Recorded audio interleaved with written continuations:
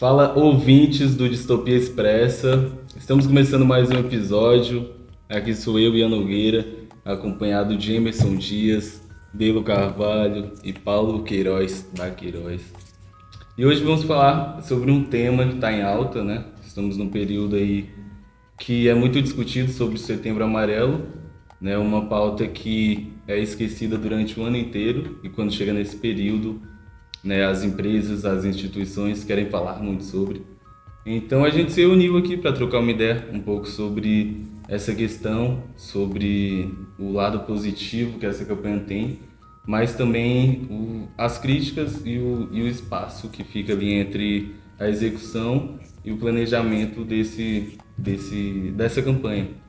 Então, assim como tem em Janeiro Branco também uma campanha que trata sobre a saúde mental, que há muitas críticas, o mês de setembro ele vem com isso, ele é muito conhecido há muito tempo, né, por conta de um acontecimento que ocorreu lá nos Estados Unidos, foi a morte de um jovem que originou toda essa campanha. Então surgiu lá nos Estados Unidos, mas foi trazido aqui para o Brasil também. E aí é um mês que tem muitas reflexões, né, que essa questão é muito abordada e achamos importante falar um pouco sobre isso. Estamos estudando um pouco sobre isso, estamos falando um pouco também sobre isso, mas tem muitas questões que às vezes ficam escondidas, né, atrás dessas publicidades, atrás dessas campanhas que são muitas vezes enunciadas de forma muito supérflua, né? Inclusive a gente estava conversando sobre um meme, né, que teve sobre uma gelatina de que tinha o logo do lacinho amarelo. Então, como que vai discutir uma questão tão séria assim de uma forma banalizada? E aí eu pergunto para vocês, né, para a gente, como que a gente pode falar um pouco mais sobre isso de uma forma leve e que chegue aos nossos, mas que essa campanha também seja importante e também aonde que ela falha. O que vocês acham sobre essa campanha de Setembro Amarelo? Eu acho que quando Ian fala, é uma campanha importante no sentido da temática que ela trabalha, né? Pensar e discutir cuidado em saúde mental é super importante. Mas ela não é importante só no Janeiro Branco ou no Setembro Amarelo. Porque as pessoas estão adoecendo não só no Janeiro Branco ou em setembro, né? E eu acredito, como o Ian traz assim, os desafios dessa campanha, eu vou pensar na periferia, na comunidade. É uma campanha que não chega na periferia, é uma campanha que não chega na comunidade. E aí a pergunta que eu faço a mim mesmo é pensar os benefícios dessa campanha, da forma que ela é hoje, da forma atual que ela é hoje, a forma que ela é desenhada hoje, né? Porque é muito fácil a gente pensar em cuidado em saúde mental sem chegar no outro. Eu só pensar na teoria é muito fácil, é muito bonito. A gente sentar aqui e desenhar. Mas mesmo nós aqui, Ian, Paulo, Belo e eu, mesmo nós aqui, se até mesmo para a gente estarmos aqui e ficarmos apenas só nessa discussão e não partirmos para a realidade, para a comunidade, a gente também vai estar reproduzindo a mesma lógica da campanha, que é uma lógica neoliberal, né? A gente está tendo aí uma matéria super importante com o professor Vitor, e a gente tem pensado muito isso a partir das críticas que a gente tem feito, a gente faz a nós mesmos e a gente vê ela posta na sociedade, né? Ela posta uma lógica que se faz presente e ela está presente aí, né? Na forma que essa própria campanha é desenhada, na forma que ela é costurada na nossa sociedade hoje. Então, assim, eu acho que a gente tem que repensar, e quem tem que repensar somos nós, né? Os estudantes que estão fazendo aí essa psicologia hoje no Brasil. O Setembro Amarelo ele surgiu aqui no Brasil desde 2015, né? Em 2015, então é uma campanha muito nova. E aí, assim, o que eu vejo nas estruturas das empresas são que no Setembro Amarelo a educação contra a prevenção contra o suicídio, ela existe. A saúde mental existe. Porém, nos outros 11 meses, ele não existe mais. Então, é uma quebra de paradigma que não tem como a pessoa... Não se constrói saúde mental em um mês. Delega tempo, demora esforço para isso. E as empresas, a gente vê que tem um sistema que oprime o trabalhador, que oprime as pessoas, os seus colaboradores ali, e que adoece eles, né? Numa competitividade, que causa burnout, que vem causando esse esgotamento, que também são casos de depressão, que pode vir a ter uma causa de suicídio. Só que é uma construção, ela demora para acontecer, demora vários anos. E por que a solução demoraria apenas um mês? É uma questão assim que não encaixa, não fecha. Deveria ser dito e trabalhado a saúde mental o ano inteiro nas empresas, não um orçamento que dura um mês.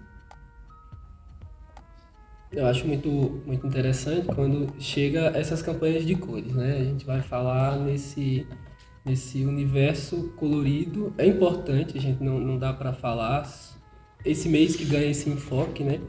Mas como os meninos já pontuaram, a questão de uma rede enfraquecida, de umas instituições que adoecem, e que esse sujeito ele pensa que acho que o Setembro Amarelo ele tem que ser pensado para além do laço. Como é que do lacinho que a gente coloca simbolizando, eu vou colocar esse laço aqui, então eu vou salvar uma pessoa que está com ideação suicida, ou alguém que está passando por uma série de dificuldades, e que durante o ano a gente vê uma série de coisas que poderiam ser feitas em ações e acaba não dando importância.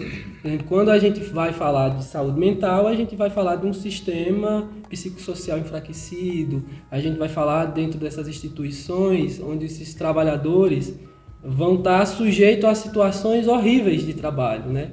E tá tudo certo. Aí quando chega nessa época, principalmente dentro dessas instituições, quer falar assim, agora todo mundo vai estar bem, a gente vai trazer aqui um psicólogo, a gente vai trazer alguém para melhorar essa autoestima de vocês. Aí chega outubro, todo mundo esqueceu, o trabalhador que está com esgotamento, o trabalhador que está passando por uma série de dificuldades, tem que aumentar a produtividade. Então, a gente pensar, a Emerson traz uma fala muito interessante, é que essa construção, ela parte da gente. A gente tem muito essa ideia de que o futuro é do mais jovem, o futuro ainda está por vir. Não, o futuro é a gente que constrói. Se a gente não pegar as referências passadas e construir aqui no presente para melhorar o futuro, a gente vai ficar nessa falácia direta e a gente vai acabar perdendo muita gente. Então, pensar esse campo do Setembro Amarelo é a gente pensar a partir da gente. Qual é a crítica que eu faço dentro da faculdade, na minha empresa, né? E lembrar que esses espaços são espaços de construção. E quando a gente olha para o nosso Sistema Único de Saúde, que eu acho que é muito importante a gente falar disso, porque quando a gente vai falar de comunidade ou periferia, são esses lugares que essas pessoas vão procurar, é o Sistema Único de Saúde, e quando a gente chega lá, sucateado, um psicólogo para atender 200, 300 pessoas, ou então, é isso, falar de Setembro Amarelo é a gente falar do feijão que não tem no prato, de diversas coisas básicas que não existem. É bem nessa pegada aí, a gente tem que pensar sempre pautando os direitos humanos básicos, né? Que a gente discute tanto e fala tanto. Só que tem muitos profissionais que não seguem, né? Esse grupo, né, focal assim, que a gente vê como mais importante. Porque falando de Brasil, a gente tá numa sociedade aí onde mais de 30 milhões de pessoas passam fome, né? Onde tem milhares de pessoas em situação de rua. Então, como que a gente vai estar falando só sobre saúde mental, pensando em quem pode acessar esses espaços? Né? A gente tem essa campanha que é bonita, que é importante, a gente fica nessa aqui de fazer a crítica, mas é importante ter um mês que fale sobre isso também, porque pior seria se não tivesse. Mas como evitar também uma questão que é tão importante hoje, né, falar sobre saúde mental e os riscos que esse nosso modo, né, de viver hoje, consumismo, produtividade, sempre estar ali se preocupando com o que vai ser feito amanhã e não parar para focar no agora, não parar para se cuidar. Então não tem esse... Hoje em dia, com esse fluxo assim, muito rápido, a gente não tem um tempo para pensar assim, sobre a gente, né? De focar ali no que eu gosto de fazer, no que é melhor para mim. Então, a gente pensa muito nesses direitos sociais básicos, direitos humanos básicos, que é acesso à alimentação, à moradia, à saúde, a lazer também, porque lógico, todo mundo tem Cultura, que ter né? cultura. Quem que não quer ver um filminho ali no final de semana? Sabe, não tem tempo para isso. Quando o Ian fala isso, eu lembrei da pandemia, né?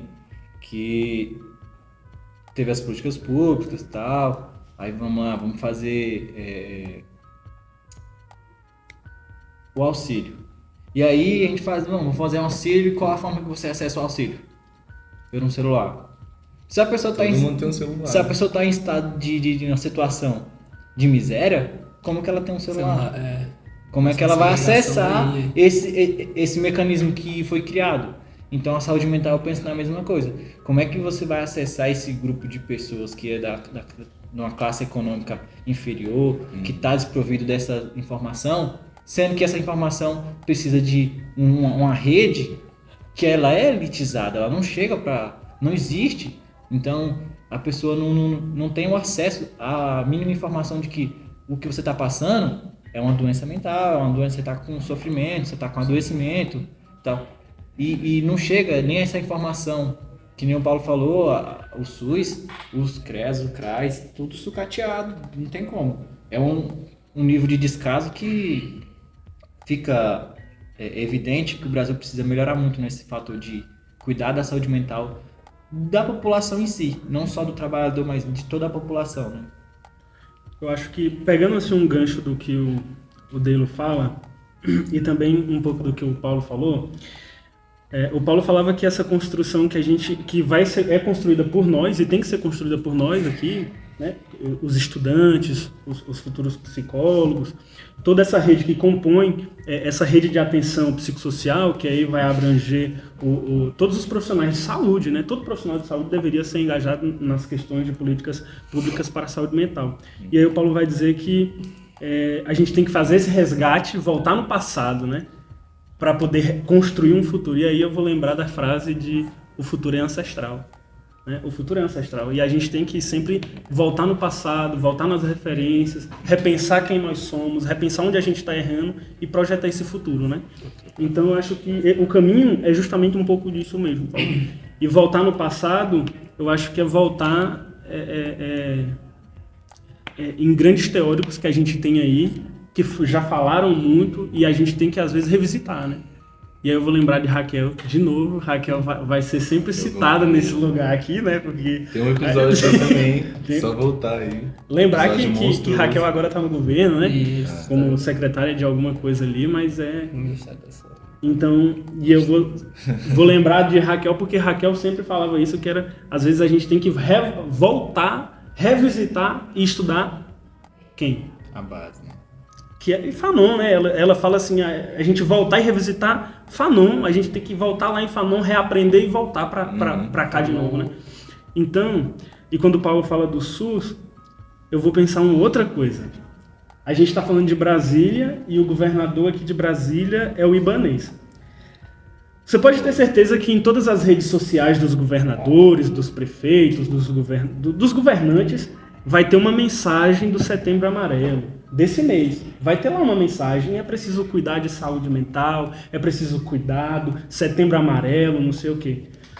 Mas quando você vai ver durante o ano inteiro, é esse mesmo governante que está fechando o CAPS, é esse mesmo governante que não está repassando o dinheiro para a saúde mental. Mas é esse mesmo governante que chega nesse mês e está lá celebrando, falando que é importante cuidar.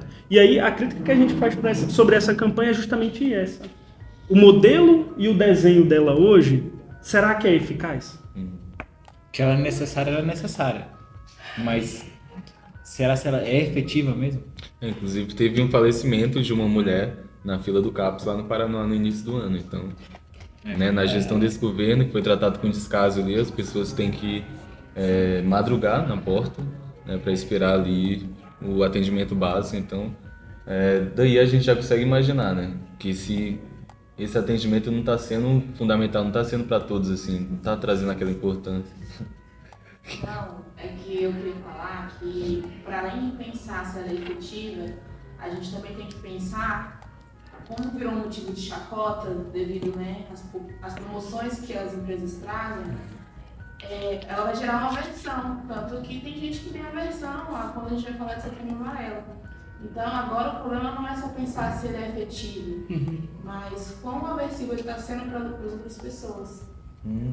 E essa foi uma participação especial da Emília Pereira. Não, Vai ficar. Quando a gente fala sobre essas campanhas de cores, é muito doído a gente ouvir que tem alguém que quer acessar esse serviço e morre no lugar que era para ser atendido. Isso é só um reflexo, talvez, do modelo de educação também. Porque quando a gente olha para nossa grade de curso, a gente também deve fazer várias críticas à própria forma em que o profissional para tratar a saúde mental ele é formado. Né? A gente ouvindo aqui nesse início de semestre, falando, quem está na clínica, então tudo é mais fácil, porque já tem um supervisor, já tem toda uma estrutura. Mas quem vai para a saúde ainda tem toda uma problemática em entrar, em conseguir acessar esses perceptores, todo esse contato.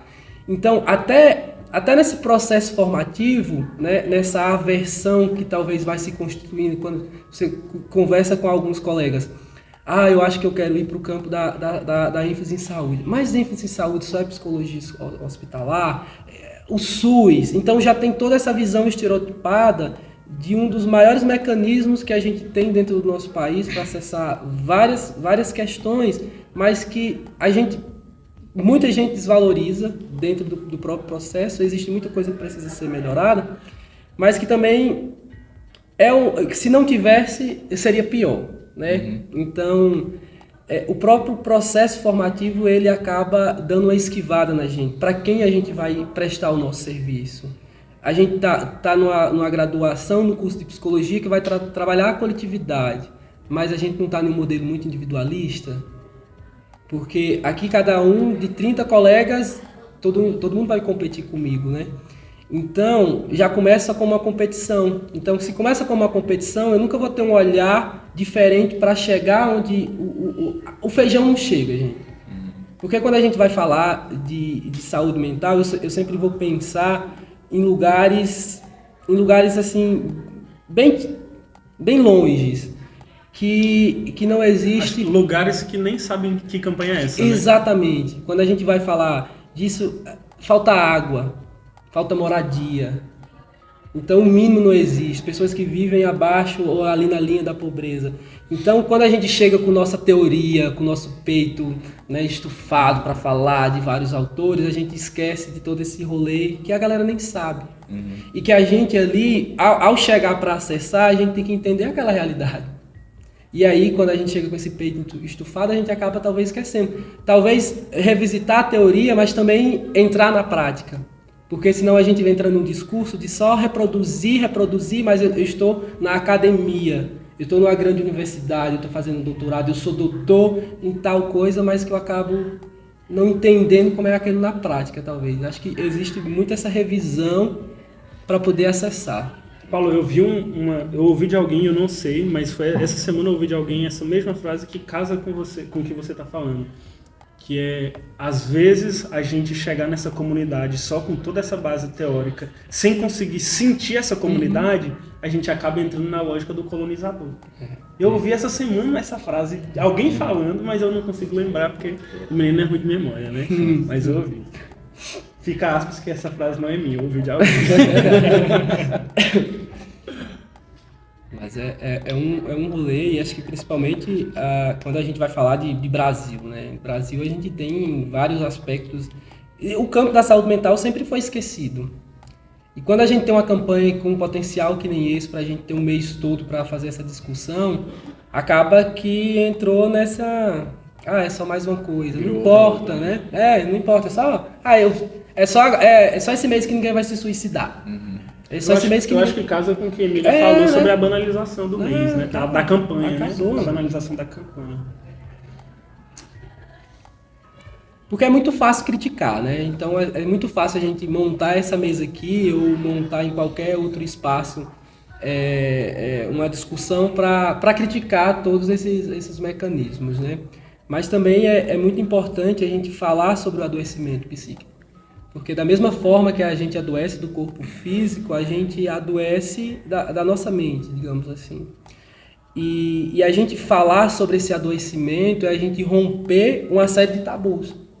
Porque eu estar doente numa sociedade que tem um viés do louco, né, muito forte, é você ir até o extremo. E quando a gente tem uma campanha tão importante como essa, como também o Janeiro, que para falar sobre saúde emocional e saúde mental, é um espaço em que a gente pode falar, tá tudo certo você adoecer. E tem caminhos que você pode, tem vias que você vai chegar para você melhorar, né? Então, seja uma via medicamentosa, mas também seja uma via mais tranquila, né, do acompanhamento. Mas tem lugar onde você pode ser amparado. Que talvez esses lugares tenham um pouco de dificuldade, mas existem esses lugares. E aí eu acho que a gente, enquanto formadores de opinião e como futuros profissionais, a gente também tem que falar desses espaços, não só os espaços privados. Para falar de saúde mental, por exemplo, a gente tem as clínicas escolas de todas as faculdades de psicologia que oferecem esse serviço. Tem um CAPS, tem um CREAS, né? Então tem espaços também que dá para acessar. E a gente não fala, não dá. Tem. E como é que a gente faz para avisar essa população que existem esses lugares? Como o Paulo fala, e assim, aqui no Brasil a gente tem que quebrar esse tabu, quebrar esse paradigma que a gente vive, né? De que na sociedade você fala de saúde mental, a pessoa que adoece, ela tá de frescura. Ela tá de mimimi. Falta de Deus. Ela tá doente, ela tá com falta de Deus, tá com frescura. Os mais antigos mesmo falam que os jovens não é igual antigamente, mal sabendo que também eles adoeciam, só que não se tinha informação do que era. E hoje o Setembro Amarelo pode chegar nas casas, porque é falado em todo canto, é falado nas empresas, é falado no jornal. Então, é bem trabalhado isso nos telejornais. Então, tem que chegar. Para saber que existe, saúde mental existe, cuidar de si existe, e é uma coisa muito necessária, principalmente para as pessoas mais periféricas que não têm essa informação, porque não chega para eles. Eu acho que quando o Delo falou isso, acho que vale a gente lembrar assim o quanto nós mesmos homens, né? Uhum. O quanto que para nós homens é delicado falar de adoecimento psíquico, né?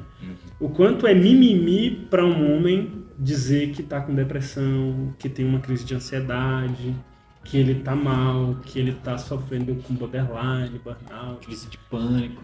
É muito difícil, né? Então, assim, é importante a gente pensar, né? Pensar mesmo que essa minha dor, esse meu sofrimento, ele é igual qualquer outro tipo de acometimento. Porque, como o Paulo lembrava, o nosso corpo, a dor do corpo e a dor psíquica, ela é integrada. Ela é integrada, não tem como dividir, dizer, hoje eu estou doente só do meu corpo e amanhã eu estou doente só da minha psique, da minha saúde mental. Não tem como. Porque se eu estou doente do meu braço, eu estou o tempo inteiro pensando nessa dor do meu braço. E logo isso está afetando também minha saúde mental. Então, eu acho que cada vez mais também, né, fugindo um pouco da lógica, mas cada vez mais a gente também, nós homens, pensarmos que é fundamental, é necessário cuidarmos da nossa saúde mental, a gente também já está atravessando, assim, quebrando uma fronteira que eu acho que é muito importante.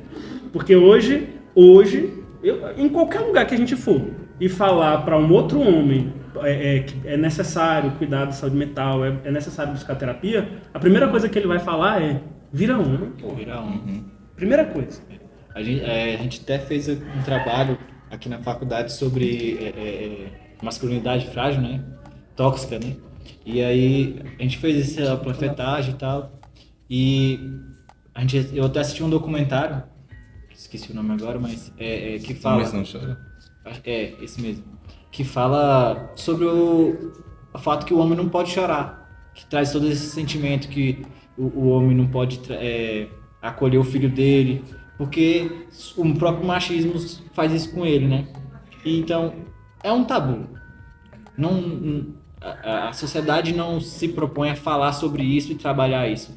Então, ter políticas públicas que trazem essa informação de que o adoecimento da psique da gente, ele é realmente importante, ele existe, é necessário. Eu acho que entra nessa estrutura de sociedade, né? Ela é muito impactante. Por exemplo, na nossa turma está o quê? Quase 32 pessoas, né? E 32 pessoas tem a gente, 6 homens. Seis homens. Então, para a gente falar, já começa daí, do dilema da formação. Porque nesse formato de sociedade, o cuidado sempre teve voltado à mulher. À mulher, né? Então, no próximo, dentro do recorte mesmo, falando aqui, a gente dá para fazer esse link assim, o próprio processo formativo, são poucos homens que entram nesse meio para falar sobre cuidado. Eu acho que até nós estarmos aqui hoje é um avanço. Exatamente. Nos cursos de cuidado, né? Falar Homens na enfermagem, homens na psicologia. Total. É muito importante isso, e aí e dentro dessa fala assim, da gente falar sobre esse cuidado, ou quando a gente fala assim, eu estudo psicologia, eu acho que é a frase mais doida, você tem que ser mais louco do que o próprio doido, né? Então, até lá está o louco já.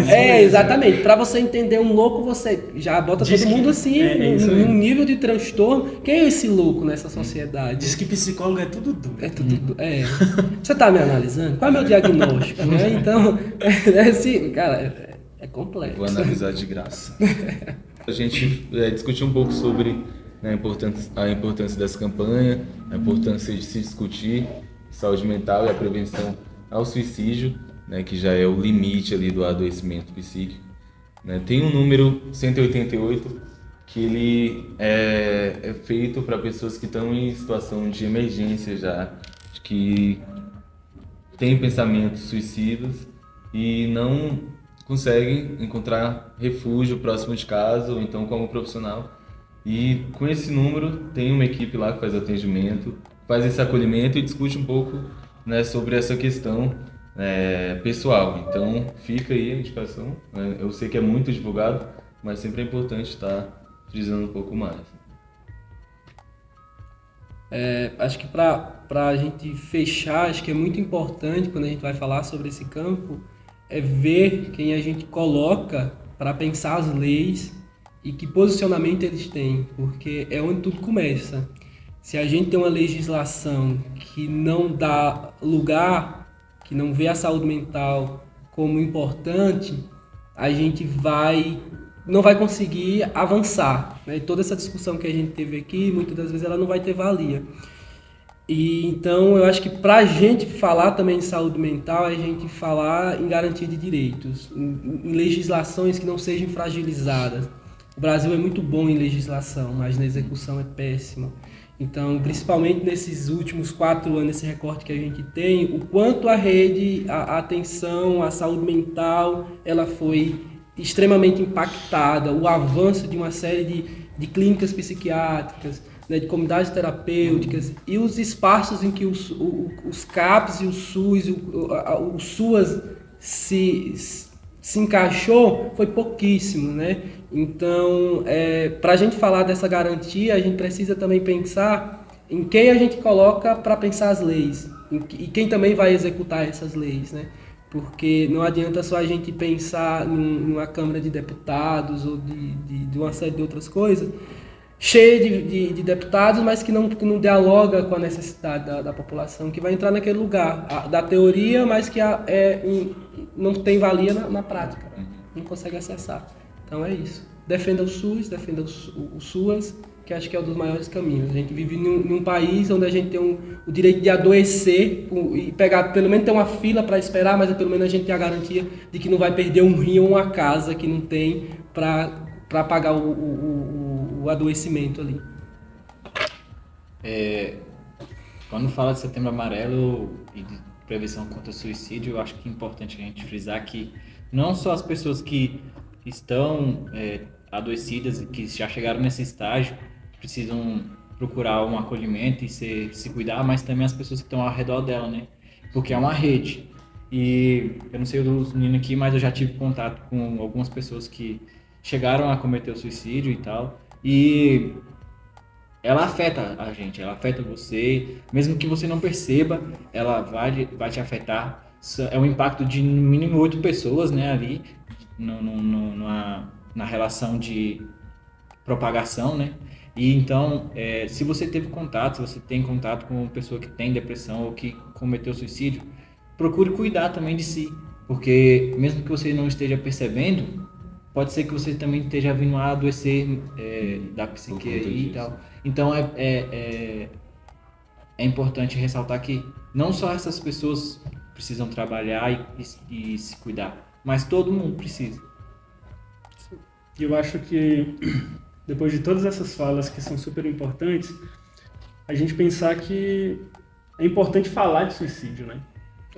Falar de suicídio não deve ser tabu, não deve ser visto com aquele olhar, com mal olhado, né? No sentido de que é proibido falar sobre suicídio. E é importante, na prevenção, falar de suicídio. Na própria prevenção do suicídio é importante falar sobre suicídio, sobre tentativa de suicídio. E, assim como o Paulo trouxe, eu acho que é importante, se você tem algum tipo de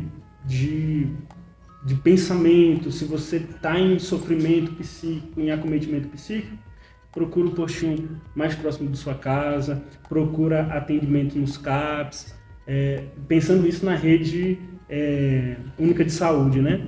Na rede pública, que é tão sucateada, mas que ainda está aí de pé, né? E voltando naquilo que o Paulo está falando, sobre quem nós colocamos como nossos governantes. Não adianta, e aí como tudo está interligado, né? A gente pensa que a gente está votando na pessoa ali e daqui 4 anos você troca, você vota em outro.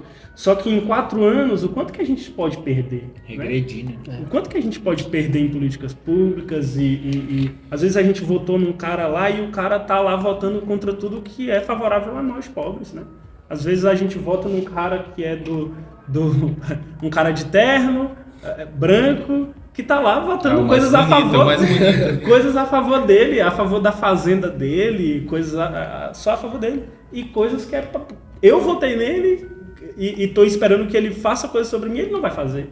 Então aí volta nessa mesma coisa, que como tudo tá interligado. Se eu voto num cara que é bom, eu vou ter coisas boas no futuro. Se eu voto num cara que é merda, eu vou ter coisas merdas no futuro, né? Então acho que falar de saúde mental vai em várias esferas, né? Não dá para falar só sobre saúde mental e criticar essa campanha sem falar de várias outras esferas, como a gente trouxe aqui. É isso. Encerramos aqui esse episódio, né? Talvez um pouco mais pesado do que a gente esperava que fosse, mas logo estaremos de volta. Ficamos um bom tempo aí, né? Sem gravar nenhum. Mas estamos de volta ativa, logo vamos soltar mais conteúdo. E tem spoiler porque os caras estão dizendo aí que vai vir só pesado agora. Tem uns convidados pesados aí pra vir. Estão dizendo aí, estão dizendo. Não sei. Dizem que é só professor foda. É isso. Não sei. Muita gente importante, muita gente da hora que vai participar, vai estar aí junto com a gente. E é isso, quem gostou pode compartilhar, pode jogar no grupo de WhatsApp aí, pode jogar nos stories do Instagram, onde quiser. Tamo aí e agradeço por ter ouvido esse episódio até o final. Tamo junto, né? Valeu.